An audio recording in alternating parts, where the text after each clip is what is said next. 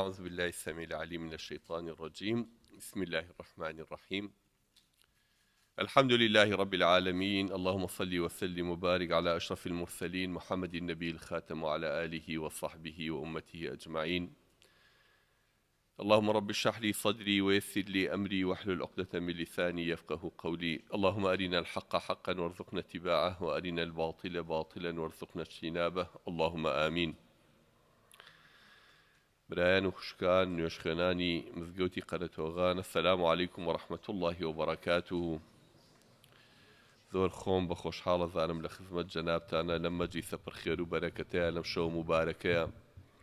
لەم ماڵە پیرۆزەی پەروەردگارمانە کۆبووینەتەوە چاوەڕێی ڕەحمەت و بەرەکەت و فەزڵی پەروەردگارمانەکەین بڕژێ بەسەرمانە، هەموو بە ئومێدیەوەین کە ئینشەڵڵا خوای گەورە ڕوویەکی ڕەحمەتمان تێکا و قەڵەمێکی عەفوو بەسەر تاوان و گوناحەکانمانە بێنێ و یا ڕەبی پەروەردگارە بەدەستی پەتاڵ نەمان گێڕیتەوە بۆ ناو ماڵ و خانەوادەمان، لە گوناحی خۆمان و دایک و باوکمان و کەس و کارمان و خۆشەویستانمان و ئەهلی ئەم گەڕەکە و ئالی ئەم کوردستانە خۆش بیت، بە چاو ڕۆشنمان کە هیدایەتمان بی بۆ ڕێگە ڕاستەکەی خۆت پەروەردگارە، گومڕامان نەکەی لەم زەمانی فیتنە و ئاشوب و ئاژاوە و سەر لێ شێواوی و گومڕاییەیە. پەروەردگارە حەمد و سەنا بۆ تۆ کە ئێمە بەسەر کردوێتەوە، ڕێگەی ماڵەکەی تۆ ئەزانین. الحمد لله أمتي محمد صلى الله عليه وسلم وقورتين فخر أبو إيما وقورتين شانازي أبو إيما لم رجيا كان قمرا سل الشواو أبينيت قنجاني كي بي آقا بي هوش شو تابعني لنادي ولا كافتريا كانوا لكيا خريكي كاري خراب وبدروشتين خلقان أكثر عن لي شواو وكاكي بلا سركن بهمو كونيكا لهي جناقا رينوا بەچەپڵەی هەموو کەس هەڵەپەڕن، هەر ڕۆژەی ڕویان بە ئاراستەیەکە، هەر ڕۆژەی بەڕەنێکن بە شێوازێکن، ئەوەی کە لە بیریانێ خوا و قیامەت و لێپرسینەوە حسابە. ئەلحەمدوللا کە خوای گەورە ئێمەی ئاوا بەسەر کردوێتەوە، ئەلحەمدوللا کە ئەو هیدایەتە و دینە جوانەی بە ئێمە ئاشنا کردووە، ئەلحەمدوللا لەم شەوە زەنگی تاریکی ئاخر زەمانەیە لایەکی دنیا سەیرکەن جەماعەت.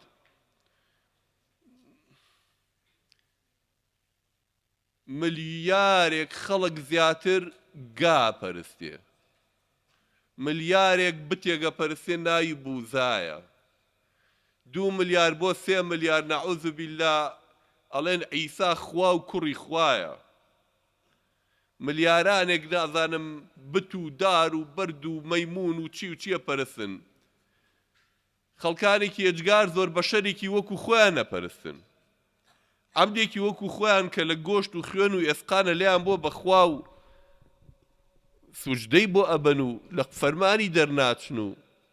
خەڵکانێکی قەبرە پەرستێ، مردووەکانە پەرستێ،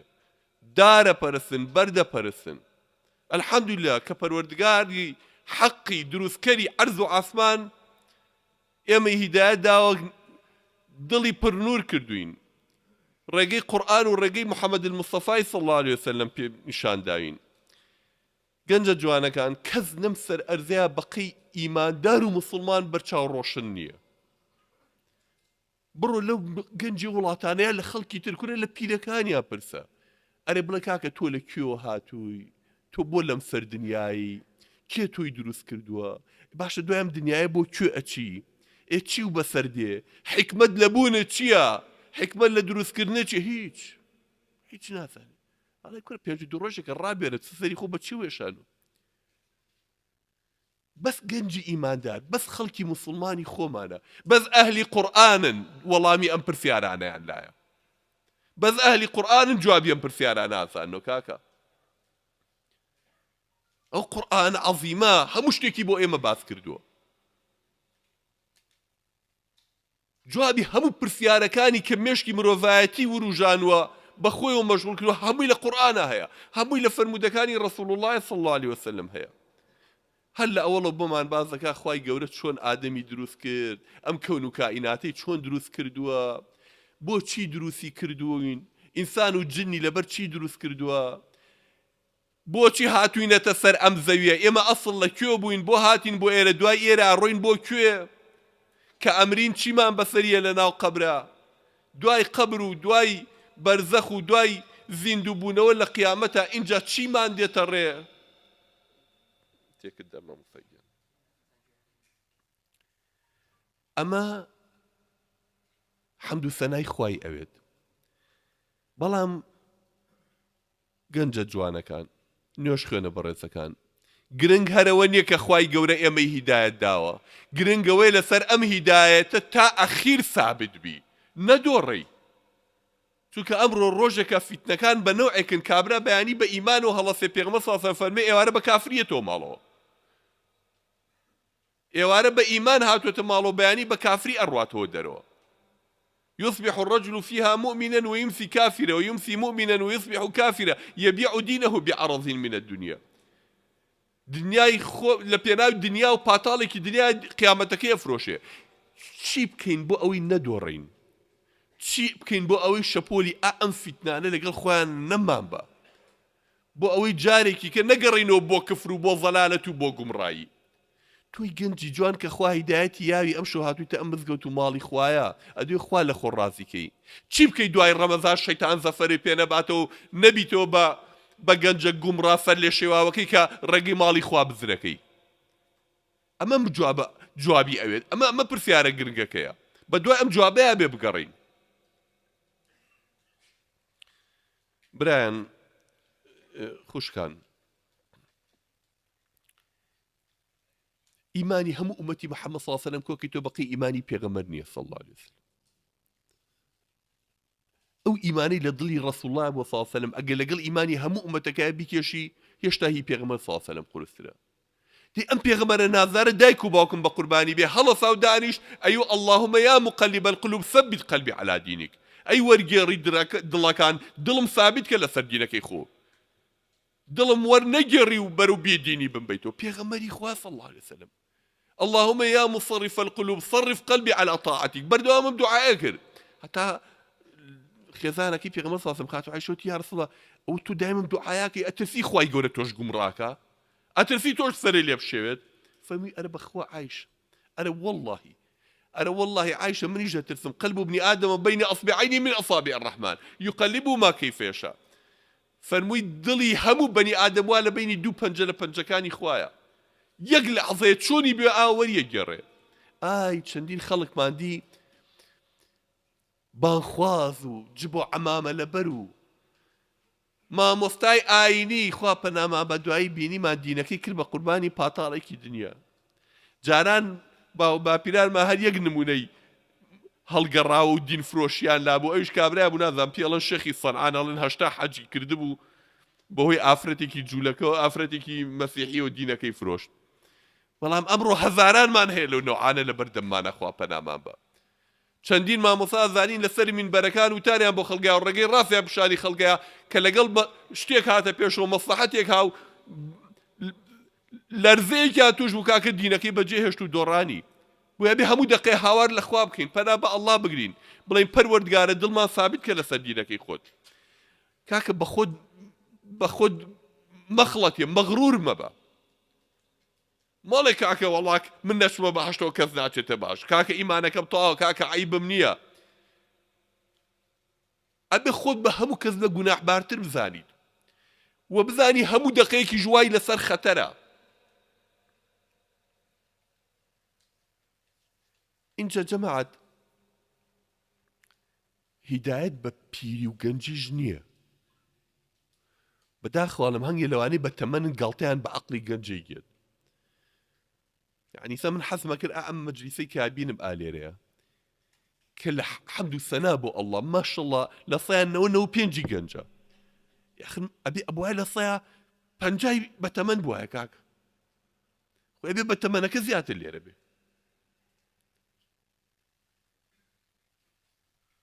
معقولة جنجا كان مان أمره زياتر لبشينا كان قالوا دي مزقوتوا لمالي خواب كان لا تان غريب وعجيب نبي أذان نوانيك ديني محمد رسول الله صلى الله عليه وسلم هل قلت أذان كيبون أوانيك باوريان ببيغمبرك صلى الله عليه وسلم سعدي كوري أبي وقاص عمري حفظ صالبو عبد الله كوري مسعود عمري 15 صالبو زيد عمري 10 صالبو علي كوري أبي طالب عمري 7 صالبو عبد الرحمن كوري عوف مصعبي كوري عمير هم تعزموا يعني اللي هاتبو ئەزانن دوو پیرەکە کە پیانەوتن شەیخین دوو پیرەکەمان مسلمانەکان سەحابەکانی ڕەسوڵڵاه صلی الله علیه وسلم دوو نەفەریان هەبوو پیانەوتن دوو ڕیشسپیەکەمان دوو پیرەکانی دوو ڕیشسپی مسلمانەکان ئەزان بە کیانەوت بە ئەبوبەکر و عومەریانەوت ئەبوبەکر عمری 38 ساڵ بوو 2 ساڵ لە پێغەمبەر صلی الله علیه وسلم تەمەنی کەمتر بوو عمر عمری 30 ساڵ بوو 10 ساڵ لە پێغەمبەر صلی الله علیه وسلم تەمەنی کەمتر بوو ئەمە دوو ڕیشسپیەکە بوون 30 ساڵ و 38 ساڵ یەکێک لەو سەحابانە ڕەزا و ڕەحمەتی خۆیان لەبێ ناوی قەعقاعی کوڕی عەمری تەمیمی بوو ئەم پیاوە پیر ببوو دوای وەفاتی پێغەمبەر صلی الله علیه وسلم عمرێکی زۆری کرد چونکە بە گەنجیش خوا هیدایەتیە موسڵمان بوو عمرێکی زۆری کرد ڕۆژێک گەنجێک لە مزگەوتێکە بینی کەوتیان ئەوە سەحابەی پێغەمبەر بووە صلی الله علیه وسلم ئەو پیرەمێردە کاتی خۆی یەکێکە لە سەحابەکانی ڕەسوڵ الله صلی الله علیه وسلم گەنجێک کە بە خزمەت پێغەمبەر نەگەیشت بوو فریایەوە نەکەوت بوو لە تابعین حساب بوون یعنی تابعین بۆ ئاناوتێک کە بە خزمەت سەحابە گەیشتون بە خزمەت پێغەمبەر صلی الله علیه وسلم نەگەیشتون یەکێ لەو گەنجانە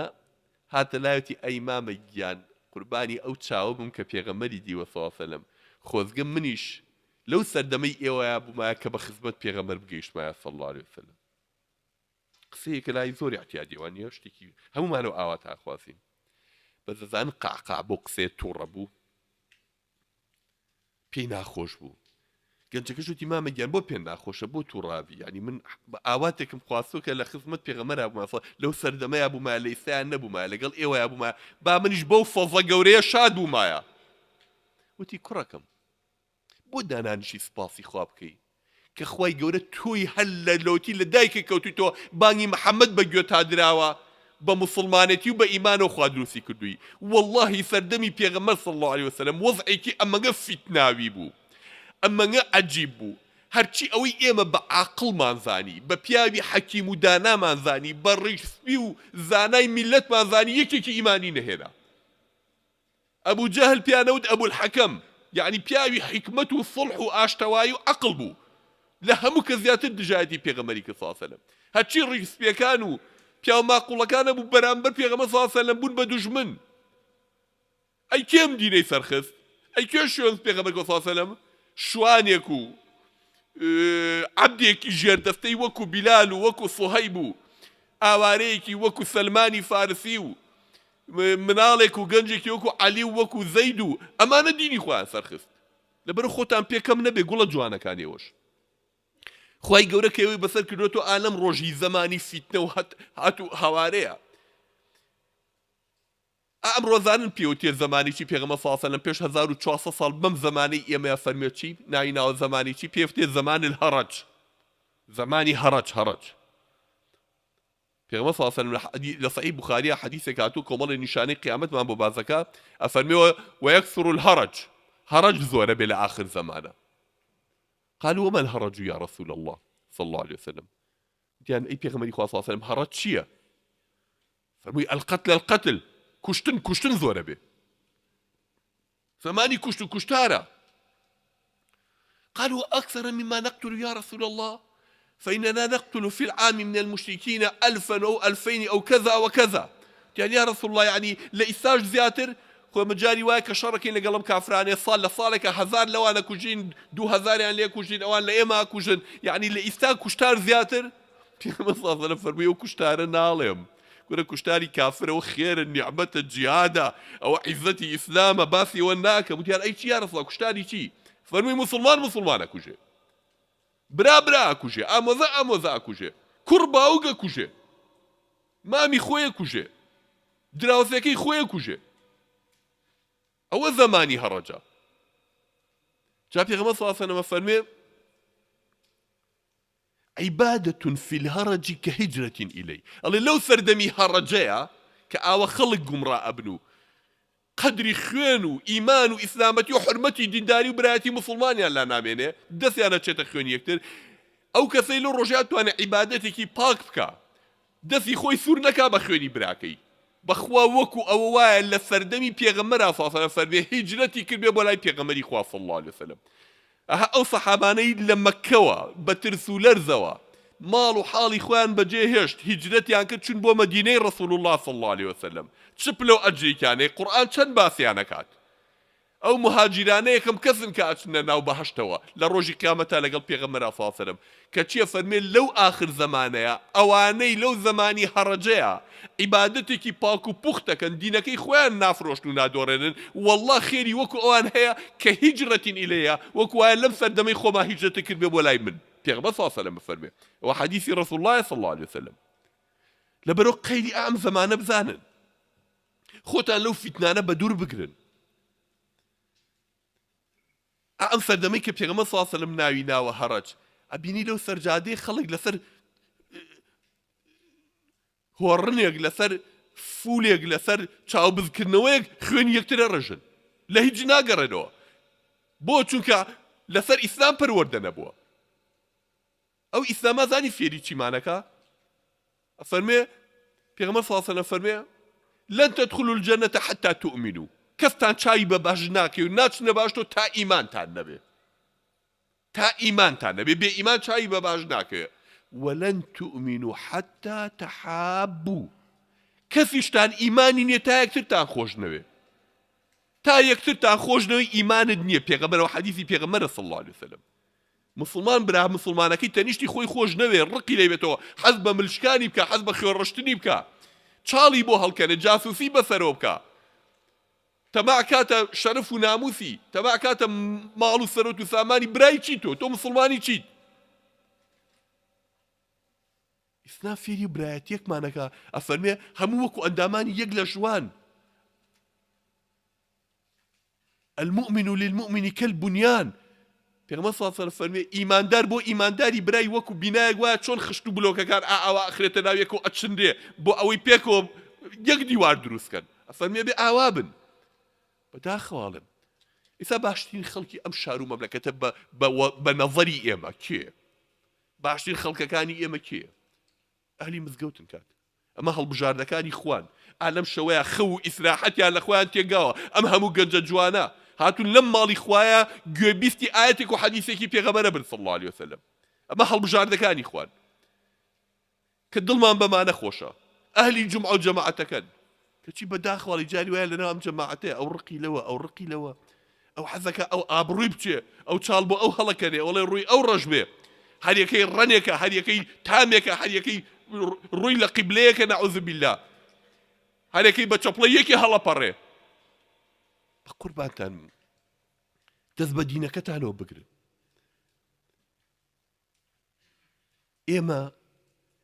ئێمە یەکشت لێرەیە کۆی کردوینەتەوە ئەو دینەیە و ئیسلامەیە کە دەست لە ئیسلام بەرناچووی دەسێ بەشتی ترەوە گرت کەوازن لەوە هێنا پێشەواکە و پێغەمبەر بێ صلی الله عليه وسلم شوێن خەڵکی تر کەوتی ئەو کاتە واز لە عیبادەتی ئەڵڵا ژێنی خەڵکی کاکی بەخوای پەرستی ئەم فەزڵە لە دەست خۆتان مەیەن بەخوا لە حەدیثێکی تەبەرانیە هاتووە کە ئیمامی تەبەرانی بۆمانە گێڕێتەوە لە پێغەمبەری خواوە صلی الله عليه وسلم ئەفەرمێت باسی ئاخر زەمانە کات ئەفەرمێ یەکێ لەو زەمانەیە بتوانێ وەکو ئیستا یەکێک لە ئێوە بێت لە عیبادەت و خواناسی و دینداریە فەلەه ئەجر 50 منکم خێری 50 لە ئێوەی هەیە ئەمە پێغەمبەر صلی الله عليه وسلم بە سەحابە فەرمێ قالوا ومنهم يا رسول الله تيان يا رسول الله لخوان يا لإما فرمونا والله لإيوة تيان يا رسول الله إما صحابي جنابتي لخدمة جنابتين يعني شي وكو خيري بنجال لإما تي آخر يوم من تانتيام هاتش كامك تان بي خواردانا من فرياكم بي براسك أبو غلطي كي كنا لمو غلطة لا يداي هن مو صره بلام أو زمانة حرشي شوار دوري هي أمري خلافي بيكا حمود شوار دوري رايك يا شبرو فساد وبرو برلاي وبرو بيديني لو زمانه بتوانێت دەست بە سنەتەکەی منەوە بگرێت لەسەر ئەم ڕێبازەی من و ئێوە بێت خێری پەنجای وەکو ئێمەی هەیە کاک ئەم فەزڵە دەست خۆتان مێن ئەم نیعمەتە لە دەست خۆتان مێن گەنجە جوانەکان شانازی بە ئیسلامەتێکەتانەوە بکەن هەوڵی فێربوونی دینەکە و بە دوای ڕەزامەنی خوایە بگەڕێ پرسیاری ئاەتێ بکە حەدیثێ بکە بزانە خوای گەورە بەچی تۆی خۆشەوێ بەچی لێو ڕازیە بێ بەچی ئەچیتە بەهەشتەوە بەچی بە خزمەتی پێغەمبەرەکەی صلی الله عليه وسلم چۆنەبی بە شوێنکەوتەی ئەو حسابە کڕیت گەنجە جوانەکان بێنە بەرچاوی خۆتان هەر یەکێ لە ئێوە کە هەمووتان ئەمەتان بەسەرە هاتووە لە وڵات و مەملەکەت و سەردەمەی ئەمە ئاعدەد وایە ترەبێ وابێ لە 6 ساڵیەوە تۆ چی لێکەن ئەم مناڵە نازدارە جوانە هەموو بەیانی سەعات حەوت خەبەر دەکەنەوە سەدەی کوڕم سەدەی کچم دەی وەرە دەم و چایی بۆ بشە و نانی بەرێ و جانتاکەی بۆ حازری لەبەر کە بڕۆ بۆ مەکتەب بۆ فێربی هەموو ڕۆژێ بڕۆ بۆ ئەوێ هەموو ساڵێک 10-12-15 مامۆستا دەرسی پێڵێ ئەیە تۆ لە ماڵیشۆ سەعی پێکەن شەون و خونی و ئەنجامە مەسرفی جل و جانتا و کتێب و پاسەکەی و هات و چۆکەی و مەسرفی ڕۆژانەی و دەیدێ با فێر بێ 6 دانە ساڵ تا فێری تۆزە خوێن و نووسینەوە بێ لە سەرەتایە دوایەوە 6 ساڵی کە بی بە بۆ متەوەسە بۆی ئەدادیە دوایە 4 ساڵی کە بینێرە بۆ کولیە دوایەوە ئەگەر توانی کاکە بڕۆ ماستەر و دکتۆران بۆ بێنە چی بخوێنە فێر بە عمرەکە خۆی بووی 56 ساڵە 30 ساڵی هەر بە خوێندنەوە خەریک بووی بۆچی وەڵام مەشکم شەهادەیە بێنێ گوڵە جوانەکانم ئەم دنیای تۆ ئاوە شەڕی بۆکەی دوای شادەکەشمان پولێ ناکە کابرا هەندەسە و تۆبی تاو کردو ئەو تا فەقیرە عەرەبان چییە ئەی باشە نابێت دینەکە خەمێکی لێ بخۆی ئەی باشە دایک و باوکەکە نابێ وەکو چۆن بۆ دنیا خەمی ئەم مناڵەتە ئەی نابێ ڕێگەی قیامەتیشی بشانەی ئەی بۆچی کە بە باوکێک بە دایکێ گەڵی کاکی برا مناڵەکە بنێرە بۆ دەرسێکی قورئان بۆ بنکەیەکی قورئان بۆ لای مامۆستایەک بۆ مزگەوتێ با فێری 2 ئاەتی قورئان بێ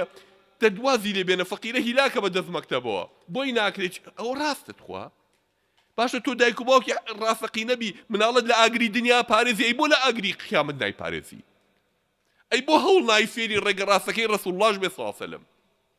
فێری دینێکی پاک بێت خەریکە کوێراییم دایەت کە ئەبینم دایکێک لەو بازاڕەیە ئافرەتێک جوان خۆی پێچاوەتەوە لە چک و جلێکی جوانی بە حرمەتی لەبەر کچی کچەکەم کچۆڵەکەی لەگەڵایەتی ڕوت و قوتی کردوێتەوە جلێکی ڕوت و قوتی کردوێتە بەری کچەکەی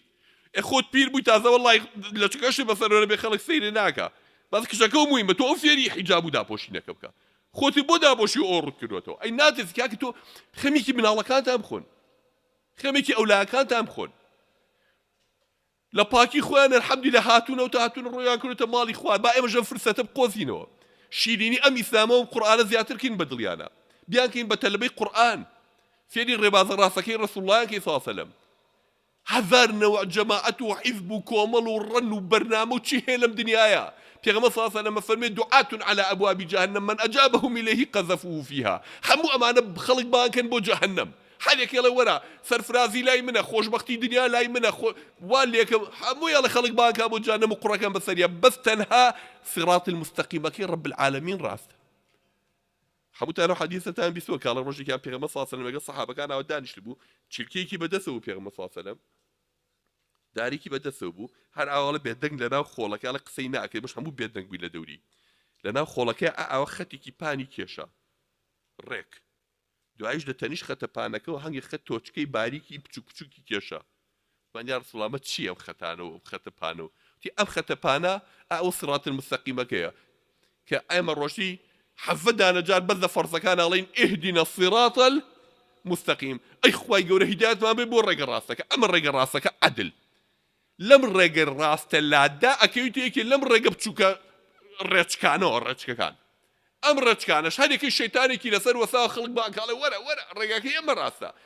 ڕێبازەکەی ئێمە تەواوە هەر لەگەڵ لەم ڕێگە ڕاستەش لادا چوویتە هەژێکی لەو ڕێگانەوە هەمووی با بۆ جەهەنەم هەر هەمووی ئەوانە ڕێچکەن بۆ جەهەنەم یەک ڕێگە هەیە بۆ باش ئەیش ئەم ڕێگەی وتیان ئەم ڕێگەی کامە یا ڕەسوڵڵا فەرمووی ما ئەنا عەلەیه اليوم وأصحابي ئەمڕۆ من و سەحابەکانم لەسەر چ ڕێبازێکین ئەوە ڕێگە ڕاستەکەیە بە دۆ شتێکی ئابگەڕی گومڕا ئەبیت وهي پیغمبری خدا صلی الله علیه و فرمود ترکت فیکم ما ان تمسکتم لن تضلوا بعدی کتاب الله و سنتی فرمود دوشتم بۆ بەجێشتون هەتا دەست بەو دوانەوە بگرن قەت گومڕا نابن قورئان و سنەتەکەی خۆم بگەڕێنەوە بۆ قورئان بگەڕێنەوە بۆ فەرمودە جوانەکانی پێغەمبەر صلی الله علیه و سلم تخوا مێشکی گەنجەکانمان بە حکایەتی پڕوپوچی ئەو پڕمەکەن فێری فەرمودەکانی ڕەسوڵ وڵای بکەن صلی الله علیه و سلم فێری ئاەتەکانی قورئانیان بکەن گەنجە جوانەکان خۆتان بە من جڕی بڕۆ هەوڵ بە مامۆستایەک بدۆزەرەوە فێری قورئانەکە ئەم ژیانە بەبێ قورئان تامی پولێکی نییە والله ئەوەی لە قورئان بە دوورە لە هەموو خێر و بەرەکەتی دنیا و قیامەت بە دوورە هەرچی خۆشی و بەرەکەتی دنیا و قیامەت هەیە ئەوتا لەناو ئەو قورئانی پەروەردگارە وا لەناو فەرمودەکانی ڕەسوڵ الله صلی الله علیه وسلم چۆن ئەتوانی فێری فیزیابی و کیمیابی و ئەحیابی و ڕاضیابی و ئەم هەموو دەرس و دەورەی جوغرافیا و تاریخ و کوردی و عەرەبی و ئینگلیزی و هەمووی ئەخوێنی لە مەکتەبا فێری ئەمانابی وەڵڵاهی قورئانەکەی خوا لە هەمووی ئاسانتر و خۆشترە فەرموودەکانی پێغەمبەر صلی الله عەلەیهی وسەلەم لە هەمووی ئاسانتر و خۆشترە بگەڕن بە دوایە بە قوربان ئەو گەنجێتی خۆتان بەشتی قۆڕ بەسەر مەبن دانیشی ڕۆژ تا ئێوارە بە دوای مۆبایلێکەوە نازانی سەیری چیەکەیت تۆپێنی کوێ و یاری چی و چی و چی و بەشی ئەوەشەکە کاکە بەڵام دانێ لە هەفتەکەیان ڕۆژێک سەعاتێ دوان دانیشە بچۆ لە مزگەوتێک کە لای مامۆسای با فێری قورئان و دەرسێکی دینیش بی زەخیرەی بۆ قیامەتەکەی خۆت بکە با پێ بگەێنی باوکەکانیش با هانی مناڵەکانیان بێ ڕێگەیان لێ نەگرن با مناڵەکانیشیان ڕێگەی بەهەشت بدۆستنەوە ئەمە زۆر گرنگە لەم ڕۆژەیە گوڵە جوانەکانم حەز ناکەم زیاسەتتان بێشێنم شۆکە شەوی عیبادەتە شەوی نوێژە قاڵین لەیلەت القەدر لەیلەت القیامە قیام یعنی زیاتر نوێژ و وەستانی تیاکرێ بۆ پەروەردگار ئەم شەوانە بقۆزنەوە لە خوا پاڕێنەوە هەر یەکەتان بینی خۆی و خوا لە خوا پارتۆ بڵێ خوایە پەنات پێگرم لە گومڕایی خوای گیان دامەزراوم بکەی خوایە هیدایەتم بی خوایە بمخە لەسەر ڕێگە ڕاستەکەی کە خۆت پێ و خۆشە خوایە لە ڕێگەی شەیتان و لە ڕێگەی گومڕایان بە دوورم کە ئەو دوعای ئیهدینا الصراط المستقیم لە ناخی دڵەوە کە لە نوێژە ئەیکەی لە ناخی دڵەوە لە خوا پارۆ بڵێ خوایە هیدایەتم بە بەڕاستی ڕۆژێکە فیتنە ئەبارێ بەڕاستی ڕۆژێکە فیتنەکان وەکو شەپۆلی دەریا شەپۆلێن ئەڵی شەوی تاریکی نوتەکە خەڵک بەرپێی خۆی تیان نابینێ گوڵە جوانەکانم هەر لەگەڵ فیان کرد بە ئیعلام و کەڕەنایە و خەڵکانێکی زۆر کردی بە هات و هاوارۆمانە لەگەڵ عالەمە هەڵمەپەڕە لەسەر خۆ بە پەلەمەکە بزانە قورئانە فەرمێکی بزانە پێغەمبەر صلی الله عەلەیهی وسەلەم فەرمێکی مسلمانە بێ مەوقیفی خۆی بزانێ لە هەموو ڕووداوەکانی کە لە چوار دەوریایەتی ئەگەر هات و وەفعێک هاتە پێشەوە نەزانی ئەمە کامە حەقا خەڵکێک ئاوا ئەڵێ و خەڵکێک ئاوا ئەڵێ مەچۆ هەر مل بنێ بڵێ خۆ هەرە بێ من لەگەڵێکی کیان نابم نە لە زمانی عەرەبیا وشەی حیکمەت دەزانن یعنی چی حیکمەت کاڵە پیاوێکی حەکیم و بە حیکمەتە الحکمة هو وضع الشيء في موضعه ئەوەیە شت لە شوێنی خۆی دابنیت هەنگاو لە شوێنی خۆی بنیت قسە لە جێگەی خۆی بکەیت من کە وەفعێک هاتە پێشەوە بەرچاوم تاریک بوو بەرپێی خۆم نەبینی حیکمەتەوە نییە من هەر مل بنێم هەر شوێن ئەموو شوێن ئەو کۆم نە ئەگەر بەرچاو تاریک بوو حەق و ناحەقی بۆ گیان نەکرایەوە لە شوێنی خۆ بوەستە مەجوڵێ تا ئێرە بەڕاستی هاتوویت هەتا ئێرە نەکەوتویتە چاڵەوە الحەمدولیلا دەی کە تاریک بوو ئەوەستم هەتا بەرچاوم ڕووناک نەبێتەوە هەنگاوی کە نانێم کەی ڕووناک بۆ اینجا هەنگاوێکی ترە نێم معقول نێت و هەچ کەسێ کردی بە هات و هاوارێک و خێرا تۆ بچی دینەکەی خۆتی بۆ فرۆشی و ئەمڕۆ لەسەر دینی ئەو بەیانی وەڵا ئەمانش غەڵەت بوو دەچمە سەر دینی ئەوان بەخۆ جەماعەتەش غەڵەت بوو جا چمە لای ئەو وەڵا ئەو تۆ چیەکی کاکە وەرەوە سەر ڕێگاکەی پێغەمبەر صلی الله علیه وسلم ئیسلام چەتێکە هەموومان کۆ کاتەوە واز لە توندڕەوی و واز لە شلگیریش بێنە نە کەسێکی توندڕەو بە کە دار و بەردی پێ کافرەوە ئەچێ بەگشت دارا بەگشت بەردا ئەم وایە ئەو وایە پێغەمبەر صلی الله علیه وسلم فەرمی هێواشی واش لەسەر خۆ بن إن هذا الدين متين فأوغلوا فيه برفق فإن المنبت لا أرض القطع ولا ظهر نبقى الله لسر خو من لسر خو أم دين النار مخوشة مشو زور تيار روبتشيد بهواشي تيابرو أوي كتاول أسبكية حرغاري بيدا على بعضو بقى منزل كاغا أفرمي أرزك أسبكة شي مردارة بيتو لجيريا ناش قاتا منصليش نا أسبكة وطوبينا مردار بيتو دو أجنا قيتا منصلي لسر خو بهواش پێغەمبەری خوا صلی الله علیه و سلم فەرمی لەسەر خۆ بن کەسانێکشمان هەیە لە بەرامبەر ئەم توندیە کورە دێ جا کاکی بنە قابلە خوام هەموو عالەمە بخاتە جەهەنەمەوە خۆ حەرەچینە بەهەشتەوە کورە کاکە دینە قورس مەکەن ئەی بە هەموو شوێن نوێژ ناکە ڕۆژ و ناگری هەر ئەڵێ ئەچمە باش وانیە ئەمەش نەکبەتێکیکە لە بینی ئەم دوو نەکبەتەیە ئەوەی کە شلگیرێکی شڵڕەوە هەموو دینەکەی وازانێ مێشەکە لە دەموچاوی دەرەکە لەگەڵ توندێکە کە هەموو عالەمی لێبۆ بە کافر و سەری خۆیان بەدار و بەردا و لە هیچ ناگەڕێتەوە لە بینی ئەم دوانەیە ڕێگە ڕاستەکە ڕێگەی پێغەمبەرە صلی الله علیه وسلم ڕێگەی هادیەتی لەسەر خۆ دەستگرتن بە قورئان بە سنەتی پێغەمبەرەوە صلی الله علیه وسلم ببە بەرەکەتی بچۆرەوە ماڵەوە گەنجە جوانەکان ئەم شۆ کە چیتەوە ماڵەوە وا مەزانە تۆ بەس خۆت لێ بەرپرسیاری تۆ لە ماڵ و دایکێک باوکێک برایەک خوشکێک مناڵێکت چاوەڕێکە کە ڕۆژی تۆ ئەم دوو ئاەت و حەدیثەی پێغەمبەری صلی الله علیه وسلم بۆ بخوێنەرەوە خوا فەرمێ يا أيها الذين آمنوا هو هي إيمان داران قوا أنفسكم وأهليكم نارا وقودها الناس والحجارة هو إيمان داران خوتان ومالو من دالتان لآقرية ببارزن كسو تمنكي بردو إنسان بيكواتيوتو خوشکە بەڕێزەکانەوانی کە گویان لە دەنگمە ئەی ئەوانەی لەم ڕەمەزانەیە لە چکی حیا و حورمەت و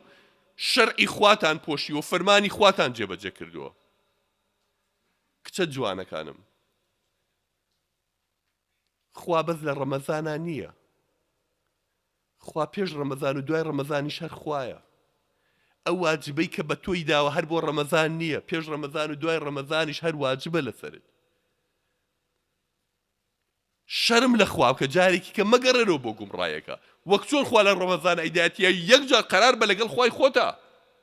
ئەو گەنجە جوانی ئەلحەمدولیلە ئەمڕۆ ڕەفیقێکە شەیەک ئەم شەو پەلی گرتی و تێرە بە ئەم شەو لەیلەتول قەدر دەورە بۆ مزگەوت کوڕە جوانەکە خوا هیدایەتی ئاوی تا دوو مانگنەوە پێش نوێژت ناکەی ساتوی تێرە ئەلحەمدولیلە نوێژەکەی جاری کە مەگەڕێنەوە بۆ ئەو چڵپا و زەلکا و پیساوی لەناو کۆڵانە لەگەڵ ئەو ڕەفیقانەی کە بە جوێن و بە عەورەتی خۆیان جوێن بە یەکتر دەدەن مەچۆرە و ناوەوان تەواو فێری ئەم ڕێگە باشە بوویت فێری ماڵی خوا بوویت ئەم فەزە لە دەست خۆمەیە گەنجە جوانەکەم بەردەوام بە لەسەر هاتوچووی مزگەوت بەردەوام بە لە نوێژ و جومعە و جەماعەتەکانتان خوا بەس لە ڕەمەزانە نییە دوای ڕەمەزانیش هەر خوایە پێش ڕەمەزانیش هەر خوا بوو ساڵێکەش هەر خوایە نازانیە کەویتە ساڵی کەیان نا لەبەرەوە ئەم ڕەمەزانە بڕیابن بینی خۆتان و خوا ئینشاءڵڵا لاپەڕەڕەشی گوناحەکانتان بسڕنەوە جوان جوان پاکیکەنەوە کورە کاکە پێغەمبەری خوا صلی الله علیه و سلم ئەو دایک و باوکم بە قوربانی بێ کورە لە عمری یەک گوناحی نەکردووە ئەزانن هەموو نوێژێ بەچی نوێژەکەی افتتاحەکەی و چی دوعای پێشنەوەی سا زۆر تاوەجەهتووە چی خوێنن بەس دوعایکە زۆر لەو زیاتر پێغەمبەر صلی الله علیه و سلم لە پێشی نوێژای خوێنی ئەزان نەیفەرموو چی أيوة اللهم باعد بيني وبين خطاياي كما بعدت بين المشرق والمغرب پروردگار داوا لێکم لە گوناحەکانم بینی من و گوناحەکانم لێک دوور خەیتەوە وەکو چۆن خۆر هەڵات و خۆر ئاوە لێ دوور کردەوە ئاو گوناحەکانم لێ دوور خەیتەوە گوناح چی گوناحێکی کردووە پێغەمبەر صلی الله عليه وسلم مێشتە هاوارێکت خوا پای کاتۆ لە گوناح اللهم باعد بيني وبين خطاياي كما بعدت بين المشرق والمغرب اللهم نقني من خطاياي كما تنقى الثوب الأبيض من الدنس أي پروردگار چۆن جلی سپی پەڵەی پێوە ناهێڵیت پاک ئەشۆرێت خوایە ئاوا لە هەرچی گوناحەیە پاکم کەیتەوە پەڵەی گوناحم پێوە نەمێرێ اللهم اغسلني بالماء والثلج والبرد اللهم اغسلني من خطاياي بالماء والثلج والبرد تو خوای گیان بە ئاو بە بەفر بە سەهۆڵاو بە تەرزە پاکم کەیتەوە بمشۆی گوناحەکانم پاکیتەوە بۆی گوناح بەلەش و بەگیانمۆ نەمێرێ و لە دەفتەری عەمالەکانمانە نەمێرێ ئەوە من و تۆ ضرورە و دوعای بکەین یا پێغەمبەر صلی الله علیه وسلم ئەو دوعای بۆ من و تۆ کردەوە بەردەوام بیکەین بۆی خوا پاکمان کاتەوە لە گوناحەکانمان داواکارم لە پەروەردگاری باڵا دەست بە پەروەردگاری بە بەزەی و بەڕەحمەت یا ڕەبی خوا چۆن لەم شەوەیە ئاوا ئێمە هیدایەتدا و کۆ کردوینەتەوە لەم ماڵی خۆیە یا ڕەبی خوای گەورە ئێمە دوعا لێکن و لێ دەپاڕین و تۆ وعدت داوە جوابی عەبدەکانە بیتەوە خۆت فەرمووتە إني قريب نجيب دعوة الداعي إذا دعاني من نزيكم جوابي أوانا أدام والله وأنا مكهوارم لي أكن پروردگار وعدي توش حقا داوا لكن وعدك اللي قال إيه بري تسلو وما جاب جاكي داوا لكن باسم الله عصمت بهمنا وبيرو ذكرت لجناح كان ما خوش بيت لجناحي جوروب شوك ما خوش بيت لنهيني وأشكال جناح كان ما خوش بيت يا ربي خوای لوی لبیر مان ما لوی لبیر ما چۆ لە گوناحەکان ما خۆش بی یا ربی خوای لەو گوناحانەی کە شەرمەکەین و بگەڕین و بۆ لای تۆ ڕوڕەشی دیوانی خۆتمان نەکەی قەڵەمی عەفوی بەسەرا بێنی لە نامەی عەمالەکانمانە بیسڕیتەوە یا ربی خوای گوناحەکانمان هەمووی بۆ بکەی بە خێر و چاکە لە گوناحی دایک و باوکمان کەس و کارمان خوشک و براکانمان خۆش بی ئێمە ئەوانیش هیدایەت بەی دامەزراومان کەی ڕێگەی ڕاستمان پیشاندەی بە شوێن کەوتوی محەممەدمان صلی الله علیه وسلم قبول کەی خوایمان کەی بە خزمەکاری قورئان مان کەی بە خزمەکاری ئیسلام مان کەی بە خزمەکاری ڕێبازەکەی ڕەسوول الله صلی الله علیه وسلم یا ربی پەروەردگارە ئەم ئومەتە لەم فیتنەیە و لەم ئاگربارانە و لەم شەڕ و لەم نەهامەتی کە ئێستا بەرۆکی ئەم مەنتیقەی گرتووە یا رەبی خوایمان پارێزی خوایە خۆمان و خاک و نیشتیمان و وڵاتمان و مسلمانی کوردستان هەر هەموو لەم دەرد و بەڵاو ئاگربارانە بە دوورکی یا رب العالمین ڕۆی ڕەحمەتمان تێکەی ئێمە ئەهلی سونەتین ئەهلی تەوحیدین خوای گیان لە غەیری تۆ کەس بەخوا نازانین لە غەیری ڕێبازی محەممەد صلی الله علیه وسلم بە ڕێبازی کەس رازینین ڕووگەمان قیبلەیە بەرنامەمان قورئانە ڕوومان کردوێتەوە تۆ داوا لە تۆکەین یا رەبی خوای تۆش هیدایەتمان بیت عاقبەتمان خێرکەی بە ئومەتی محەممەد صلی الله علیه وسلم حسابمان کەی بە ئیسامەتیمان شێنی بە ئیسامەتیمان مرێنی ڕۆژی قیامەتیش لەژێر ئاڵای لا إله إلا الله و بە ئومەتی محەممەد صلی الله علیه وسلم حەشرمان کەی أقول قولي هذا واستغفر الله لي ولكم وصلى الله وبارك على محمد النبي الأمي وعلى آله وصحبه أجمعين والسلام عليكم ورحمة الله وبركاته.